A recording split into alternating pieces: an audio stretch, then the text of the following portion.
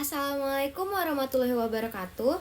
Perkenalkan, nama saya Lovilia Fitri Sumarna dari Humas 2D, NIM 124406021. Baiklah, di video kali ini saya akan menyelesaikan tugas ujian akhir semester saya pada mata kuliah Ulumul Quran. Di sini saya akan mengambil dua aspek dari beberapa materi yang telah saya pelajari. Yang pertama adalah materi mengenai asbab an-nuzul. Lalu yang kedua adalah materi mengenai makiyah dan madaniyah. Baik, langsung saja saya akan mengambil contoh dari surat Al-Zalzalah. Di sini saya akan membacakan suratnya terlebih dahulu.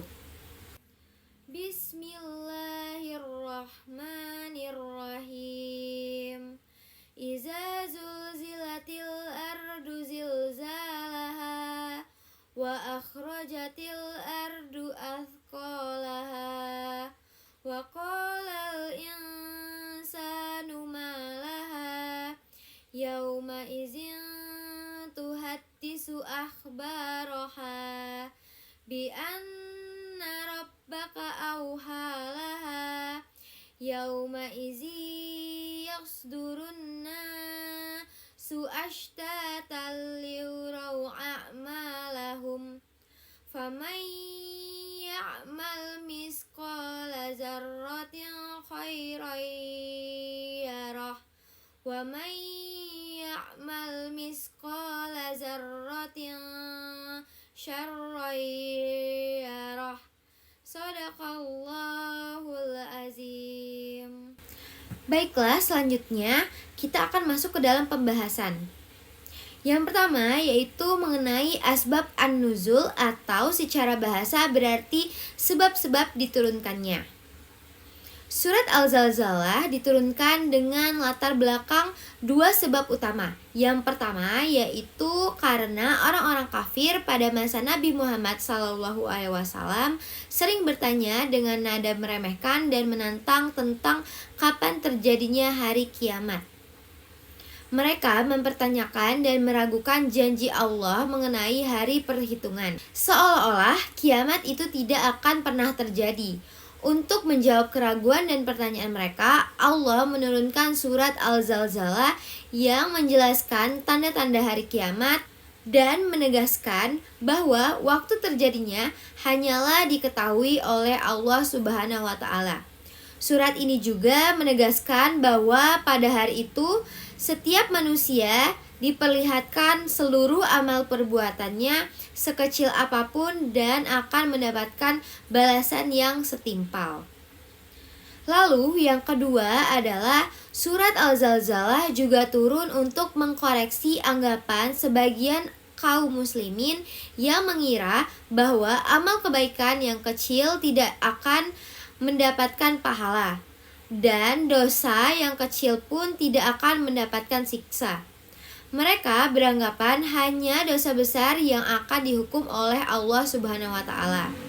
Mereka beranggapan bahwa hanya dosa yang besarlah yang akan dihukum oleh Allah Subhanahu wa Ta'ala. Untuk meluruskan pemahaman ini, Allah menurunkan ayat 7 dan 8 dari surat Al-Zalzalah yang menegaskan bahwa sekecil apapun amal baik ataupun buruk, semuanya akan diperhitungkan dan diberi balasan di akhirat. Dengan demikian, surat Al-Zalzalah menjadi pengingat bahwa setiap manusia akan mempertanggungjawabkan seluruh amalnya, sekecil apapun yang dihadapi pada hari kiamat. Lalu, aspek yang kedua adalah mengenai makiyah dan madaniyah. Seperti yang kita tahu, makiyah adalah surat yang turun sebelum Nabi hijrah ke Madinah, dan madaniyah adalah surat yang turun setelah Nabi hijrah ke Madaniyah. Jadi, apakah surat Al-Zalzalah merupakan surat makiyah atau surat madaniyah? Surat Al-Zalzalah memiliki perbedaan pendapat di kalangan ulama mengenai statusnya sebagai surat makiyah atau madaniyah. Sebagian ulama seperti Ibnu Abbas dan Qatadah berpendapat surat ini termasuk madaniyah karena diturunkan setelah surat An-Nisa dan membahas balasan amal di akhirat, yang dimana banyak dibahas dalam surat madaniyah.